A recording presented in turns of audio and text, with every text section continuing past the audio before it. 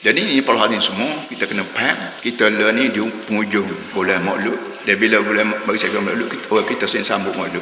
Hamba nak rakyat semua, para hadirin semua, hamba pegang Kelantan 20 tahun, 21 bulan. Tak rajin hamba ajak ayat Kelantan berlarut tembak hari Maulud tak ada. Hamba tak rajin dengan nama kajian, dengan nama Tok Guru ko, dengan nama Syinam ko, dengan nama apa pun, hamba tak rajin minta rakyat Kelantan berlarut tembak menyambut Maulud. Kerana demo sambut Maulud, sambut sekali setahun. Kita lalu sambut Maulud hari-hari. Hari-hari kita sambut. Halal haram sunat makruh, halal haram sunat makruh. Baik masalah nguni, baik masalah megang kerajaan, baik masalah jadi tok lelaki orang, masalah jadi bini orang, jadi pok orang, jadi anak murid orang, jadi tok guru orang, jadi peniaga, jadi koprak, semua tiap-tiap minit kena jaga hukum Tuhan. Hukum Maulud kita panggil. Bak kerajaan Kelantan nak panggil kerajaan Islam ko, kerajaan Maulud ko, tak ada apa. Kita setuju benar kalau kata kerajaan Kelantan kerajaan Maulud. Kalau kita buat kerajaan ni atas dasar ajaran Nabi. Nabinya beranak tengah 2000 tahun kita.